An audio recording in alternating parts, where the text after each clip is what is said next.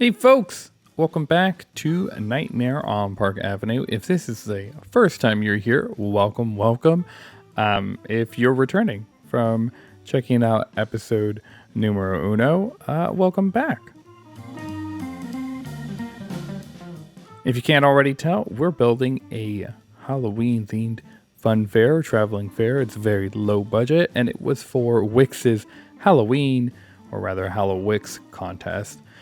Last week, we built a fun little low budget dark ride, which you can check out the POV in the video. And this week, we're putting together a few of the first flat rides, really just one, and some stalls that you'll see a little later on in the time lapse.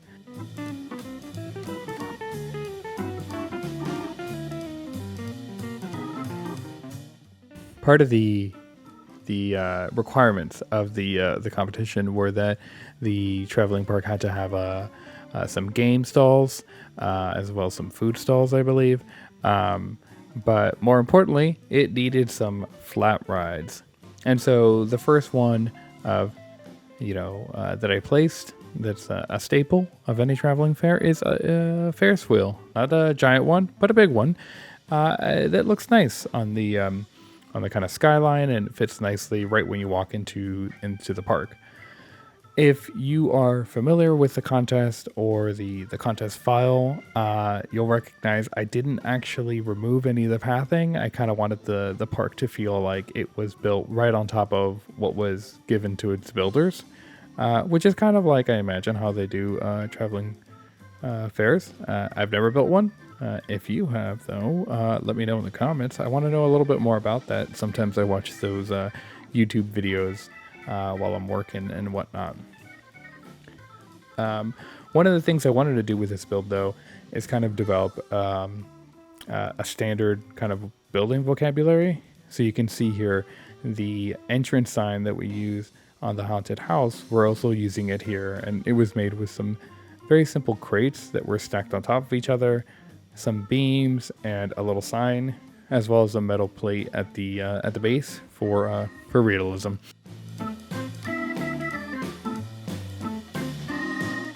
We do the same thing also on the entrance.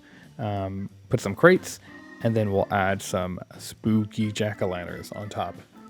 I realize it's not spooky season when this is coming out. It is in December, but if you stick around until next year, it'll be in season.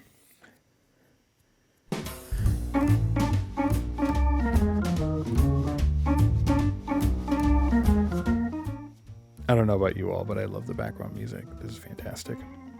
Anyways, so I wanted to start off. I wanted to build a kind of standard vocabulary, and so I use these kind of picket fences. I don't know if these are picket fences or the crypt fences, but I use them all throughout the park to create not very fancy looking barriers between the rides and the non-ride areas. However, for the rest of the park, I use these really fun kind of lit up barriers. If you saw episode 1, you'll see them there. You'll see them here again today. Those were made with some poles, some those jack-o'-lantern string lights, and this fencing, actually.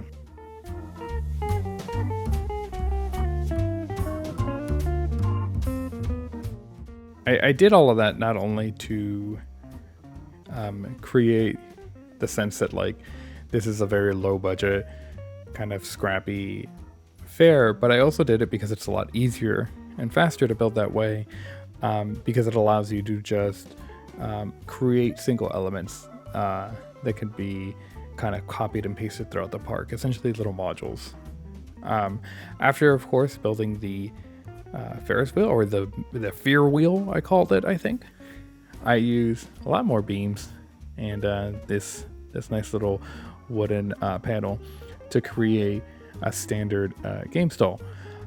Now, if you keep watching, or if you've seen my submission through Wix's channel, you'll know that I didn't make any prizes on these games, which is,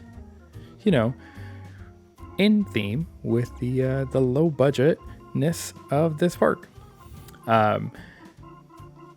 Nevertheless, creating the creating the stalls by using just beams, and the panels was fairly simple in terms of creating a sense of a stall that was just put together. I think my lore included that it was put together by locals, which is, I think, kind of a fun way of thinking about it, as opposed to a big company. What's your favorite Midway game? This is going to end up being a sort of ring toss. I'm not sure if I called it that, but a sort of, grab a ring, throw it on top of a bottle, see if you can win a prize. I was never good at those. I didn't play them that much. I love a claw game. I love one of those little water gun games. I'm not sure what they're called, but where you shoot a water gun right in the center of a target. Absolutely love playing those. Would still play them today if I find myself at one of these fairs, but I don't usually visit. Do you? Leave a comment in the below this video in the comment section. Let me know. I want to hear about other fun fairs that might be local to your area, or maybe not local to your area, just around that you've seen that look fun.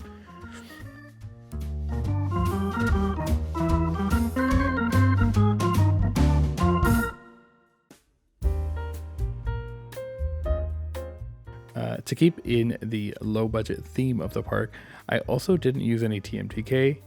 And so I had to come up with an innovative way to kind of represent little bottles that would be stacked on these. They're crates, but they should look kind of like big tables. And I found that the top of the Christmas ornaments, if you color them green, they kind of look like Coke bottles. And I thought that worked out really nicely. And if you copy them over a bunch of times, the effect is actually, I think it sells it pretty well. There you see that. And I copied that over a few times, and like I said, I think it works well. I use it throughout the park in a few different spots. There's no need to reinvent the wheel, so having them ready to go to be able to, just like the fences, small modules that you can copy and paste throughout the park. It helps fill out the park. It also helps it, at least in my sense, make it feel like it really is a low budget fair that has limited resources to, provide games, food, rides, and some sort of entertainment.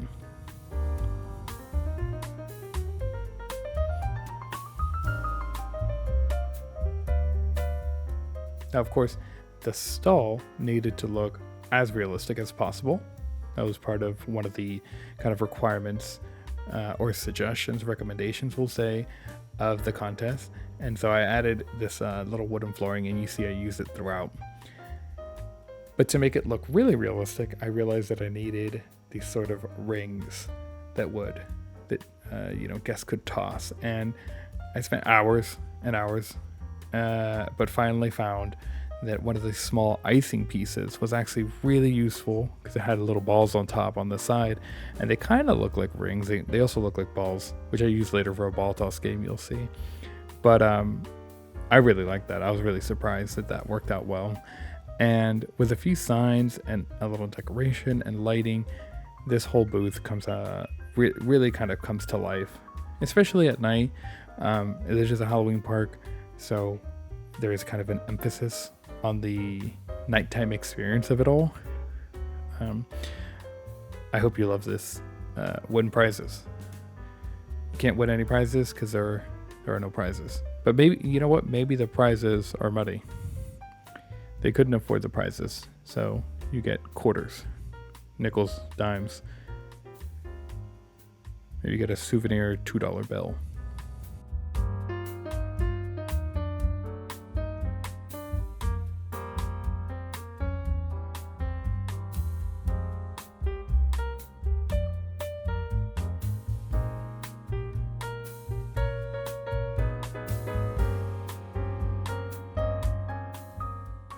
All right, so with that done, you can see here I'm copying it over.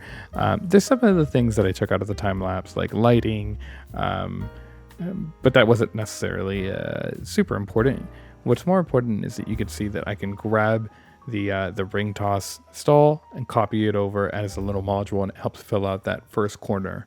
So when guests walk past the dark ride, and they go either to the left to the Ferris wheel, as well as a few other flat rides we'll add next week, or to the right where you'll see the first coasters of the park.